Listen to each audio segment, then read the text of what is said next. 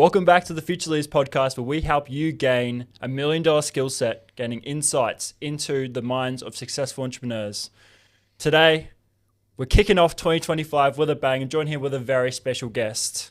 With experience working with Sony, UFC, and the lead content director of ESPN and much more, to now creating his own AI company, to be on the leading of cutting edge technology, to win the APAC AI Entrepreneur of the Year Award for 2024. I'd like to formally introduce Jamie Van Leeuwen. Thanks so much for coming on. Thank you very much. Welcome, mate. Yeah, awesome. So to kick it off, first question, tell us more about these experiences with working with some of these big household name brands. Like, what was that like? Yeah, so my journey, so what I love essentially is creative content. So that's everything from things like this, podcasts, through to, filming, all kinds of imagery, art, visuals, videos. I'm really fascinated by it, and that's what I've kind of dedicated my career to. The last few years we've seen AI reach a point where it has hit the professional threshold where we can create things that are as good as creating the traditional way. So that's what I've really thrown my weight behind and have started exploring. Yeah, awesome. So how would you say that those experiences working with those companies, how has that influenced you in creating Absolutely AI? So obviously you started out as a journalist and then went into the lead content director roles. How has that led to you forming your AI company? Yeah, the biggest thing is the storytelling aspect. And I think that's, one of the similar things across content or all kind of creative content is the storytelling aspect. That's what decides if it fails or if it's a success. So I really learned that side of things with journalism. So I was a journalist up here in Queensland for Channel 7 for a number of years and really learning that side of things of broadcast journalism. And it was a cool experience, and journalism has changed a lot, particularly social media coming in and changing the dynamic of, how people get their news and how news is consumed. And AI is about to do the next step, which we're going to see a whole lot of automation, things like that coming in. So yeah, that was really what kind of shaped where I am now with Absolutely AI, all of that storytelling aspect. Yeah. Storytelling. So obviously with that storytelling, tell us more about APAC, becoming the APAC Entrepreneur of the Year. Like, that's a pretty incredible achievement. Huge, yeah. It's like that's insane. So how does that actually work? Because I've never heard of APAC. So when it comes down to how was it nominated, what was that process like, and was there a big competition for that? Like, what did that look like? Yeah, so APAC is the region. So it was the Entrepreneur of the Year award for the APAC region, and by a magazine, the APAC Entrepreneur. And they reached out and, said, we're considering, apparently I've been shortlisted for this, considering you for this award. And they kind of just saw that what we'd been doing at Absolutely AI, and really, there's fantastic things happening with AI in Australia. So there is a bit of a spotlight on us at the moment. And I'm just, really excited to be playing a bit of a role in that with Absolutely AI and more the creative side. We're seeing a lot happening with, other areas of AI, but the creative side is what I'm really kind of fascinated about. But yeah, it was really cool. It really, humbling Just experience. to get an idea for the viewers, what exactly do you guys do at Absolutely AI? Yeah. Like, what do you guys specialize in? Obviously it's AI, but targeting what exactly? So we're a creative content agency, and how we're different to a traditional creative content agency is we use pretty much solely AI. So everyone in our team has a background in filmmaking, in marketing, in photography. And we use all of these different skills with AI, the new tools, to tell stories in different ways for brands. So that can be everything from working with Hollywood film studios to create different visuals, different sets that they can use, pre-production, things like that, right through to, the UFC. They needed some announcement videos made up for the new big fight that's coming up in Sydney. So we made their announcement video, something that's very creative, more creative than we could do with traditional tools. And that's really the big thing with AI that we can do. So that's what we do. Super awesome. Wide-ranging brief of different things, of different projects, but it all comes back to that creative content and storytelling. So you mentioned that every person you have is in film, marketing, but you never mentioned that anyone had a degree in AI. Do you believe that in the next 10 years, going to university, that there'll become certain places where you can actually go and learn AI? So it's interesting. So AI is just the tool in the same way that cameras are tools. And anyone can pick up a camera and take a photo, but not anyone can pick up a camera and take a good photo. Exactly the same with AI. Anyone can use these tools to put in a prompt, a cat sitting on the hill, but not anyone can think about the story they're trying to tell with these different prompts and shaping it that way. So that's why we find that it's really maybe not necessary, but it's hugely beneficial to have a background in photography and creative content and filmmaking before picking up these creative AI tools, because you know what a good image, you know what a good video looks like. Same with marketing. That's the key essence of AI. Anyone can use it, but not anyone can use it well. Yeah. So when you're looking for someone to join your team, are you looking for someone that has experience in AI already, or are you looking for someone that you can grow and nurture and actually train them in Like that certain, open-minded. in that certain aspect? Yeah, grow, if you have a passion for creative content, that's exactly who we're looking for. So you're looking for me? No. Well, potentially, yeah. You're good at your filming, you're good at your cameras, exactly. Yeah. Because I'm sure you understand, like when you're setting up this room, you understand how a good shot should look. Yeah. That's something that can't really be taught super easily. Because it's something it's an experience thing. learn. Yeah, Exactly. Yeah. You kind of like see it. For me, when I'm doing content, I like to analyze the room before I actually like do anything. So I'm like, okay, cool, that'll look good. There's lighting there. Okay, there's reflections here. I like this shot. It'll show this depth of field. So I got to kind of like analyze it before I jump into it. So I completely get that. And just back to your point on, are we all going to learn AI? Like, is AI degrees going to be the biggest thing? Yeah. Well, no. And the reason is because AI is inherently, particularly the new platforms now, they're inherently trying to get more and more simple for the user. So you use simple language to interact with the AI.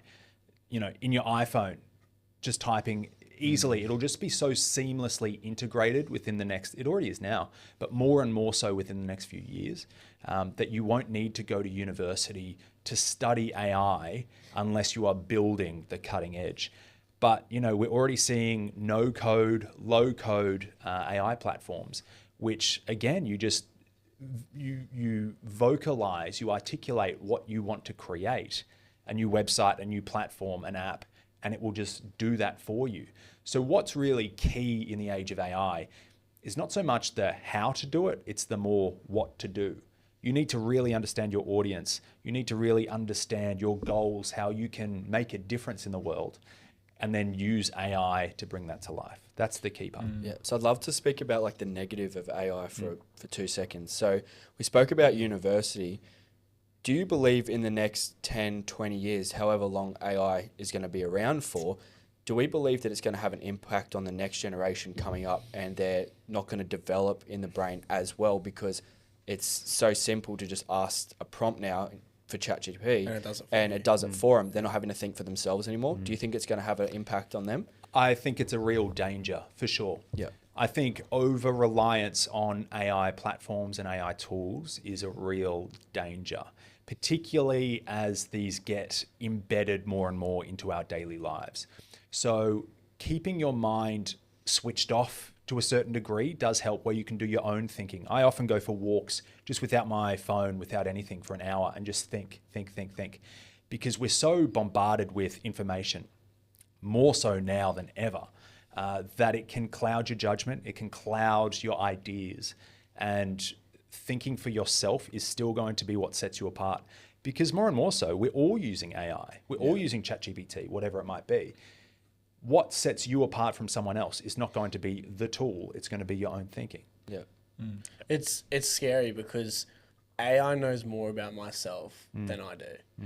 So to give you an idea, like I'm online and it knows exactly what I want, exactly what I'm looking for. I'll have pop-ups of like products and I'm like, oh my God, I actually do need that, but I'm not actively searching. But it knows more about me than I do know myself, which I think is like scary. Because even then again, I'm not thinking. I'm like, I'm not thinking. I need this product, but it's popping up saying, this would be good for you to have, or my search history. I'm like, this is like getting insane. It's absolutely wild, wild, because we can now create things, and this comes back to marketing. The next wave we're going to see of AI marketing is hyper targeted. So you'll be targeted with a product, with an image or a video ad that is specifically made for you.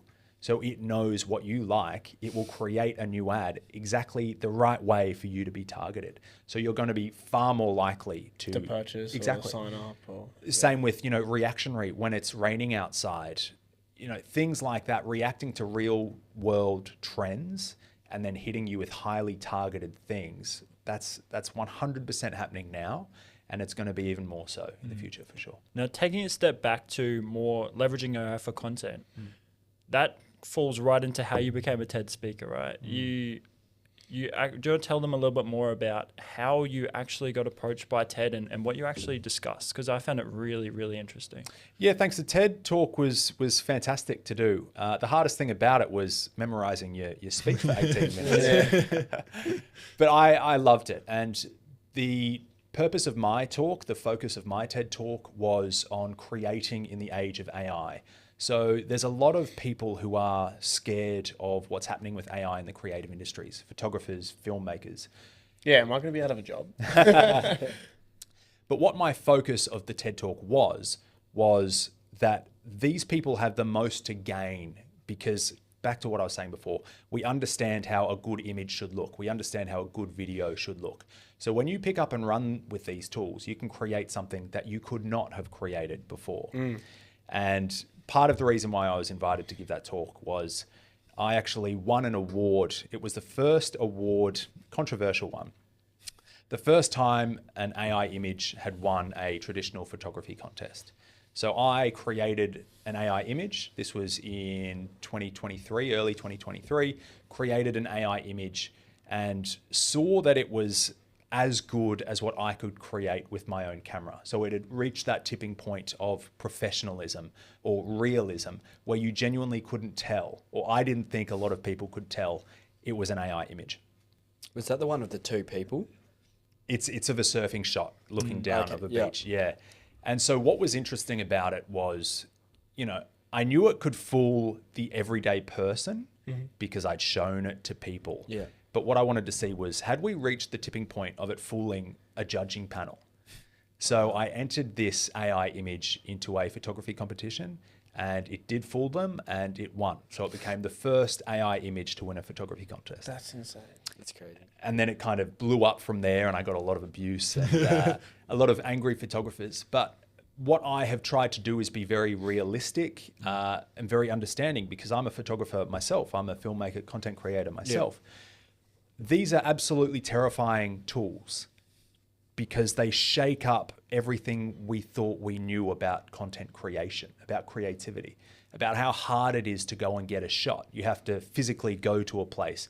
You have to physically set up your camera. It can be expensive. There's, lots of hurdles that keep you from doing these things. With AI, you can just sit at home, sit on your couch with your phone and create something that looks pretty much identical. So it's a complete combating of what we've always known, and it's a real line in the sand moment. So it's something that we're all grappling with, particularly in the creative industries, but also just in society in general. So back to the education piece, we've always learnt one way. Now we have tools that can teach us in different ways, and I think that's a fantastic thing. But there is definitely the threat of over-reliance, for sure. Yeah. So with education, what are your thoughts on teachers and schools not allowing kids to use AI? Do you think it's a negative, them not being able to use it, or do you think it's a positive? I think, so my mum's a teacher, so it's an interesting one. I think that teachers and schools are going to have to adjust. Adapt, yeah, they have to, because it is a fundamental changing of the way that we learn. Yeah. Is it a good thing? Is it a bad thing? I think it's personally a good thing because we can receive tailored learning to the kids. we are not going to be sitting in a classroom and being talked at for 30 minutes for an hour anymore. That's just not, you do that 5 days a week and you do your year 12. That's fundamentally changing. Same with universities. The positives to that is we can learn about things in a way that we would like to learn them. So I'd like to learn about volcanoes today. Well, let's visualize what volcanoes look like. Or I'd like to learn about ancient history. Well, let's look at some videos, some AI videos of how ancient Greece could have looked. Yeah. Let's look at these different things and help me to understand the realities a lot more. There is a lot that's going on in the education space, but that is one that I know is going to have such a huge shakeup because, it can't not. And is it positive? Is it negative? Yes and no. Look at it's on a smaller scale. You look at calculators. What did calculators do for schools and for maths? Do we still use maths even though we've got calculators? Yeah. Well, yes and no.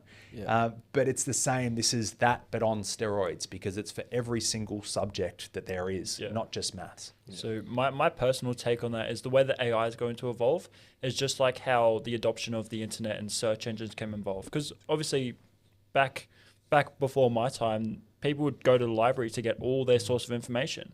Now you've got to provide credible sources, get the journal articles, get all the websites.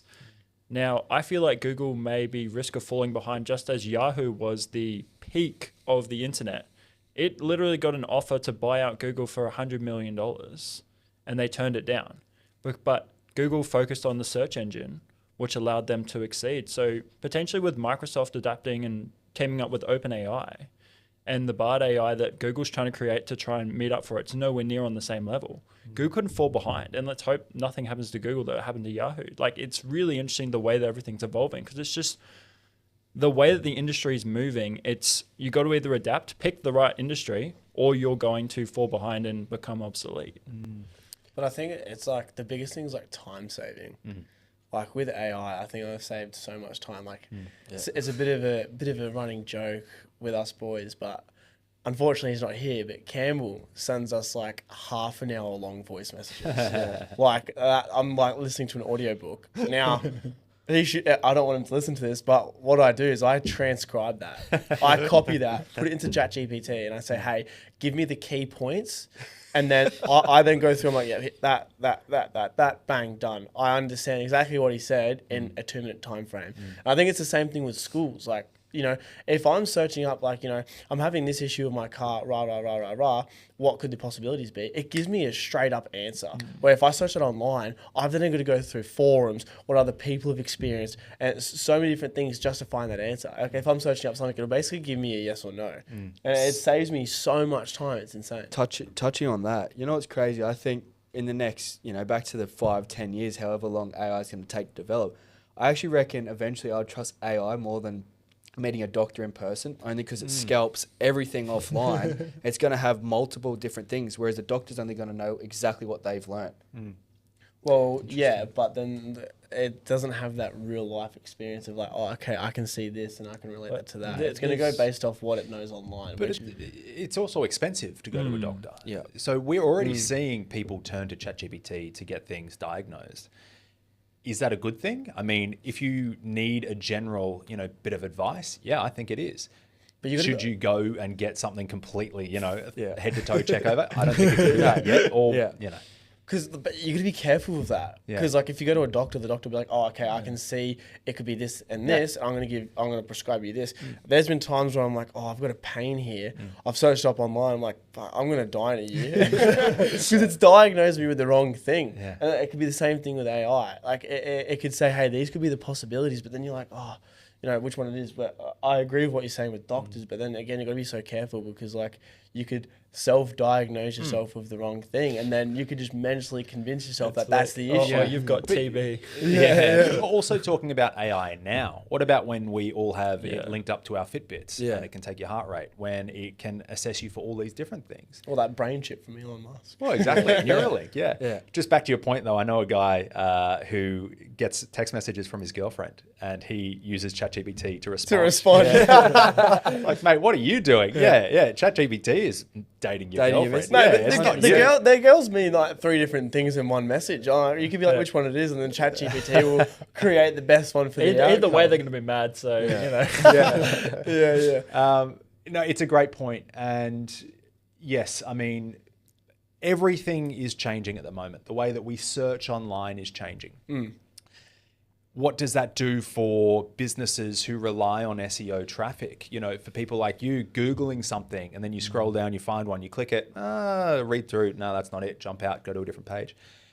Those businesses aren't going to get that same traffic because you can use these new search features. You can use ChatGPT and ask it the question, and it can give you something that's a bit more tailored to what you're actually asking as opposed to you searching. So there's going to be huge positives for the end user, but there's going to be such wide effects. Same with marketing. There's such wide effects for the traditional way we've always done things because it's such a shake-up. And the thing is, like, going back on what you're talking about with like content creation, right? It's not like, for argument's sake, I can't use like any AI to be like, hey, film this kind of podcast. But it was crazy because like the other day, I'm sure you're familiar with Adobe, like Premiere Pro. If you have a clip, let's say the clip's like 5 seconds long, you can use AI to extend that clip if you've missed a few seconds of recording, and it'll analyze the video. You can't tell the difference. Now, the point I'm getting at with that is, for me personally, I don't think I'm going to be too worried about out of a job because I'm always going to have to film content creators. I'm always going to have to film like podcasts. But when it comes to like, you know, if you want to film a Coke commercial, bang, AI can do that in a heartbeat. So what I'm curious is on your opinion, like, do you think us in this content industry and yourself, do you reckon with AI, so slowly over time, we will start fizzling out? So social media and the internet is about to get a whole lot busier because of AI, because we can churn out 100 pieces of content in the time where it would have taken us 1 hour, 1 day, whatever it might be. We can do 100 times that, probably more at the moment. And this is just going to be more and more and more. So standing out is going to be a really difficult thing. And it does go back to that storytelling aspect. But It's crazy you say that because I was sorry to cut you off. I was at an event a couple of days ago. There is a guy there who's punching out 8,000 pieces of content a week. I don't even know how do you get. someone stop this man. I know, like it's insane. And a big thing at that event was AI, and it's scary. But I think moving forward, people need to jump on the bandwagon, or they're gonna lose out. If we go, so I'll touch on 2 points. Firstly, where we are now and where we might be, which is a bit more doomsday. Right now, we can all create more content, which I think is great because you can reach more audiences. You can do things like test things. And, you know, if you have a small space, even look like 5-10 years ago, we couldn't have done this podcast necessarily here in this space. You would have had to hire all these things. Yeah, cameras. It's all just getting easier and easier and easier for the end user. Yep. What we're seeing with AI is that just happening more and more and more. So what we could do right now with each of us is use AI to record this, and then we would create an avatar of each of us. And we're doing things like this right now at Absolutely AI. Yeah. And once you've got that avatar recorded, the voice, the vision, we can pump out endless content. So the way that we set up now and shoot it over and over again, daily, weekly, monthly, whatever it might be, we just need to do once. And then we can continue to churn out content off the back of that. So you're an ex-journalist, right? I've seen recently the news stations and massive journalists getting into a bit of trouble because they're posting deep fakes. How do we distinguish what's real and what's fake these days? Like, I'll have, for example, an ad come up, maybe Snoop Dogg or someone that's, you know, a big public figure come up on my social media marketing something, and then it's come out later on that it was actually a deep fake and not from him. So where do you think we go into the future, and especially with being in journalism, how do we distinguish what's real, what's not? I want to tell you that there's an easy solution to telling what's real and what's not. Yeah. But sadly with AI, Ultimately, there's it's not. really, really tough and only getting tougher because we can create such realistic content that looks exactly like real people, exactly like real places.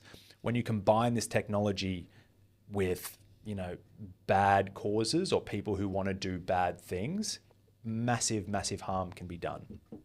The first case that I saw of this was in the US, and someone posted on Twitter, on X, an image of the Pentagon being blown up, or as a plane hitting it, something like that. It just started circulating on Twitter. And a few news articles, a few news journalists started retweeting it, saying it was real. The stock markets went straight down, plunged straight down, until it came out that it was not real, and it went straight back up. But that is, someone was able to sit there, probably just in their homes, create something that looked realistic enough that it fooled people to tangibly wipe out heaps off the stock market, to trick people, to trick journalists. So it is getting a lot harder. There is no silver bullet. There is no watermarking a lot of the times. Social media companies are trying, and there are some opt-in, on Instagram, we see, opt-in to say that it's AI. I can get around that if I want to.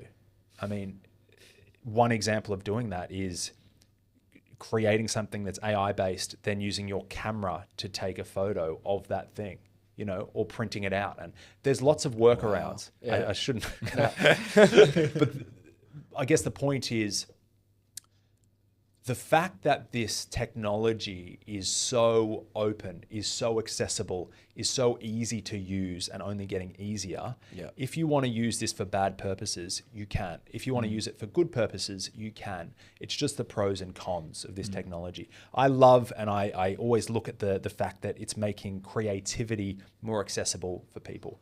Only 1 in 10 people regularly create anything at all: photography, sketching, painting.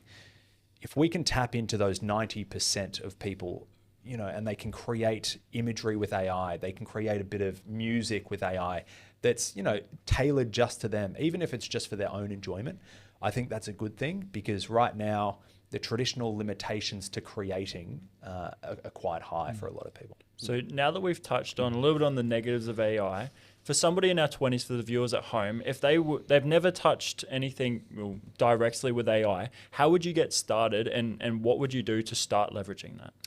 Yeah, I think the best thing about AI is its accessibility. And what I would encourage people to do is just to start slowly. So ChatGPT is a great place to start.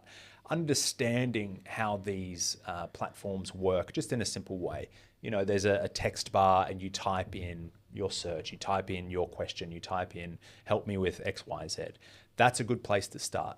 On the creative side, you can create some imagery. Midjourney is a good one. Leonardo is an Australian-based AI image generation company. Fantastic. They're another good one to use. That's where I'd be starting. And then the key to getting good results out of AI is to give it context. So what I mean by that is, if I want to create a marketing plan or a business plan, business strategy, I won't just ask ChatGPT, give me a business strategy for my business. I will go into detail and say who I'm trying to target. I'd say my situation. I'd say where I'm based. All of these different things, as much context as possible. And then the AI can go off the back of that and create something that's tailored to you. So context is really key when you're using AI. That's awesome. So if you were to take a bit of a step back, you're in this day and age, AI is evolving. How would you go about starting absolutely AI? How would you go about doing it again? Yeah, so if I was starting this all again, AI already is central to everything that we do, but I think that more businesses and more people need to start doing this too. So with ChatGPT, for example, one that we always recommend to people to start with, you can use that to think of names for your company, for your logo ideas, everything that's tailored to who you are, your values as a business, your audience, and really try and stand out with ChatGPT's help, as opposed to just plucking an idea and running with it yourself. Use it to refine your ideas. So that's one of the biggest things that I think people can do using AI, is just to help you with your existing ideas, and always come with your own ideas, and AI can help. If you're writing something that needs to be good, I always write it out first myself with all my experiences, things like that, and then use that final piece to have AI review it, and then you've got something that's even better. It's enhanced. It can pick up little subtle things or suggest other things to you. So it's a great kind of companion to use. Personally, with us and Forge, when we were building our own branding guide, we'd never done one before. And we basically took a picture of a big brainstorm on our whiteboard, which had our values, everything that we're trying to do, mission, vision, all that. And we said, suggest some colors that would best represent this, suggest fonts that would best represent that. And they're basically almost to the T, the colors and fonts that we're using to this day. So it's really incredible on what it was able to suggest from that. For sure. And the key there is that you gave it enough context to use. That is really the central thing here. If you give it enough context, it can create fantastic things. If you're vague with it, if you don't give it enough context, it doesn't work too well. Yeah. When I'm using like ChatGPT, for argument's sake, I try to give it as much context as possible. It gives me the best outcome. Now, I think content is everything. I think like content is king. Like you need to be doing content, especially for business. Now, how do you think, let's say you're in your 20s, how do you think someone our age could leverage content and AI? AI is fantastic at content creation. So that's everything from your copy, for your marketing, for your website, whatever it might be, for your image creation, for your video creation. So you can use AI at the moment. There's lots of different platforms, and we're actually doing an AI video course at the moment, which we can share out as well. But learning these skills, learning these tools, and then applying that to your business is really the key thing, because there is an AI tool for so many different things, particularly when you're talking about marketing and content creation. Be it text, be it imagery, be it videos, be it music. You just need to know how to use it. And you also need to know what you're trying to create. I mean, it keeps going back to this, but understanding what your brand is, what your values are, who your audience is, you can use AI to do such a tailored, fantastic bit of content that you couldn't before. And brainstorming, and I mean, it's endless. It really is endless how much it can help. 100%. So if we're doing like AI, right? Do you think it's a good idea to start an AI agency now? Like everyone keeps raving on to me, like you've got to jump on AI. It's going to be everything. Would you start an AI agency now if you were to start again? And what would you do specifically to stand out from like all the noise? Yeah. So, well, I did start an AI agency. Yeah. But leveraging your background is super important. So my background is in content creation. My background is in sports as well, sports journalism. So leveraging those two things, creating content for athletes, creating content for sporting brands. That's really how we got started out with our AI agency, because I understood what the sporting brands wanted and I understood the content that they wanted to be served. So partnering with those brands was really important. And, we ended up working with the NFL on the Super Bowl 2 years running, which is awesome, creating content for them. Yeah. Unreal. But understanding and leveraging your own background and then creating something off the back of that is really important. So if you're a hairdresser, maybe don't start an AI agency, but you can use AI to create content for hairdressers. You can solve some of the issues that commonly hairdressers might have with AI as a central factor of that. Would I start an AI agency necessarily in this day and age? Yeah, I would, but you need to have something that makes you different, something that makes you stand out. Yeah, so make sure you need to niche it down to your specific expertise, For sure. and then leverage AI on how you can provide the results for other customers and other clients. Absolutely. Yeah, I would say that's definitely the way to go. So AI is coming for us. AI is coming for our jobs, right? If you wanted to get a job now with AI coming, what would you recommend, and how would you go about it in order to future-proof it, like to prevent it from getting taken over by AI? What industries you reckon? Do I reckon a safe? Yeah, or safer, or would put you in a good position to adapt to what is to come or what could come? So I think we need to stop talking about AI like it is just one thing. So we are a creative content agency that specializes in AI content. Our final output, our content, is no different from the traditional content that we made. It's just different tools to create that. So where we might have picked up a camera and taken a shot of someone, we're now using prompts. but the final output is still an image. The final output is still a video of someone. It's just the tools that are changing. So that's what's really important, to not think of AI as just AI. It is just the tool to do something else. Yeah. That's the really key thing. So to put it into context, I think this would be a really good analogy. So I'm not sure if you remember, like Avicii, he wasn't a good singer, but he wanted to produce tracks because he was creative and he wanted to produce music. But he didn't have the ability to play instruments, didn't have the ability to sing. So he became one, if not the biggest EDM person, who just was behind a laptop the whole time, while everybody else was creative, had their own voices and everything. And he was the one who brought the limelight to EDM music.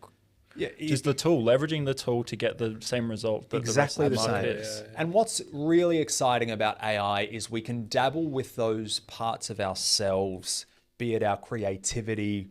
If you love painting, but you're not necessarily a good painter, you're just not naturally talented, you haven't put enough effort into it, whatever it might be, you can use AI to create something that looks like what you want it to. Same with music, exactly the same as Avicii for sure. You can use these new tools to create something that you just couldn't do before. So yeah, it's a great analogy for sure. Do you think AI is like the lead business model for our next generation? Yes, but AI, in my opinion, is everything. I mean, in the same way that the internet is everything, we don't think of the internet as being perhaps the central focus of our businesses. Yeah. You might do a service, you might create something, but it is the architecture behind it. It's that thing. AI is going to be exactly the same. It's kind of what is going to sit in the middle and do everything in the background for you. That's the way we should start thinking. It's like communication via email versus fax and letters. It's just the way, again, you said the way the tool and you're adopting the different resource is how you can apply it in your day-to-day life. Not exactly the revolutionary life thing. It's just how you can adopt the different tools to make your life, if not easier, or just different to exactly. And if say you need help marketing, so you have a business, you want to reach more people. How can I use AI to do that? Well, it might be creating content. It might be automating, email send outs. It might be doing a whole heap of different things that make up that final goal of reaching more people. So that's the best way to kind of think about it, that there are all these different tools with AI in the center, and it's pulling the strings for us and doing things that make us as entrepreneurs way bigger. Having one person with access to all of these different AI tools and being able to use them well is like having 1,000 people, probably 10,000 people traditionally, because you've got a marketing department, you've got a finance department, you've got all these different things, a creative content team, you've got all of these different things. And I truly believe there's never been a better time for entrepreneurs or people who want to step out and go it alone or start up a business, because you can use these tools to be so much bigger than you are just by yourself. It's cool that you say that. Just to give an example as well, one of the events that I was at, an attendee is using AI. It's crazy. He's got his community, and what he's done is he's recorded, I think he said 100 possible response outcomes. AI has then analyzed all that to give perfect tailored responses. Now, anytime someone puts a comment in the group chat asking a question, AI answers that to a T of exactly the responses he's given, which is just insane. And I was looking at them and it was so legit. And just me spending that 15-minute conversation, talking with this person, kind of understanding how they portray themselves, seemed exactly what it was like on the communication platform. It was ridiculous, and I think utilizing that in business as entrepreneurs is massive. For sure. So we know you've got heaps of accolades, worked with really big brands, but I'd love to know who has personally had the biggest impact on who you are today. Career-wise, would you say? Just family in general, yeah. Could Oh. be back to your childhood, could be to a certain person who gave you a shot. I'm waiting for that. It's got to be my mom. Well, probably does have to be my mum. But Yeah, my yeah. wife has been huge for me. I've got a 1.5-year-old daughter at home, and she's been very supportive in, we are in such new waters with AI, and it is going to be absolutely everything. But she's been very supportive of me and, stepping out and making AI central to what I do. Yeah, so that's been fantastic. Is my wife, but yeah, you know, we've come leaps and bounds. If you think back to before ChatGPT, it wasn't that long ago. And it is such a line in the sand moment between where we are now and then. But I think we're all starting to see the writing on the wall at the moment of, you know, if that was 2 years ago, where are we going to be in another 2 years or in 10 years? Crazy. And no one can say where we're going to be. But we do know that AI will be central to it.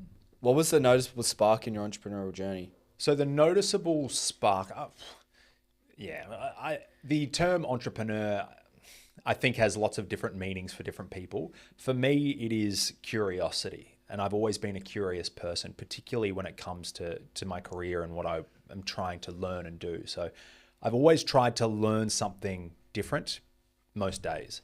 So, you know, go back to photography or filmmaking. I've always wanted to, even if it's watching YouTube videos or just getting better and learning new things so you can then apply those different skill sets in real world situations. That's been something I've been really big on. And just being as varied as possible. I think that's a really big skill, is being so indispensable, because you just know, you know, a jack of all trades, I think is great, because when you come into a situation which maybe those skills don't directly apply, but you've been immersed in so many different situations, you're flexible, you're not rigid. And I think that's really key to being an entrepreneur is that flexibility, learning new skills, learning new things, and being curious. You know, one of the great things about AI at the moment is it's so new, and we can all really be masters of this new thing, be it, you know, AI creative content. We've jumped into it because it is a new way to do things. But, you know, this is still such an emerging space. And, you know, we said before, where we were a year ago to where we are now is insane. Where we will be in a year from now is insane as well. So getting in now with AI, I think, is super important. And being flexible and being curious, because these are fun, fantastic times that we live in. You know, we don't have to sit there and be bored. No one should be bored at the moment. They should all be learning something new, because AI can help us to learn those things, and we can implement them in our own businesses in ways that we just couldn't do before. What do we believe is the biggest challenge that you've had to face so far? In my career? It's a good question. I think any entrepreneur would be lying if they didn't say some self-doubt. Limiting beliefs. 100%. Because you're trying to do something new. And to do something new, you have to step out and take a leap of faith. And that's been something that's been great. And, you know, taking that leap of faith, I think, for more often than not, particularly for me, and I've really experienced this, is something good happens at the end of it. It might not be what you originally had planned or originally had hoped, but by jumping out and trying something new, doing something new, something rewarding always does come back. And, you know, it can be months or years later, but it will be directly tied to that thing that you said yes to or tried and did. So that's been the biggest thing, is just trying to stay open-minded and keep trying new things and keep saying yes to things. More onto your business side. So you started Absolutely AI. Did that start as a side hustle while you were still working a full-time job?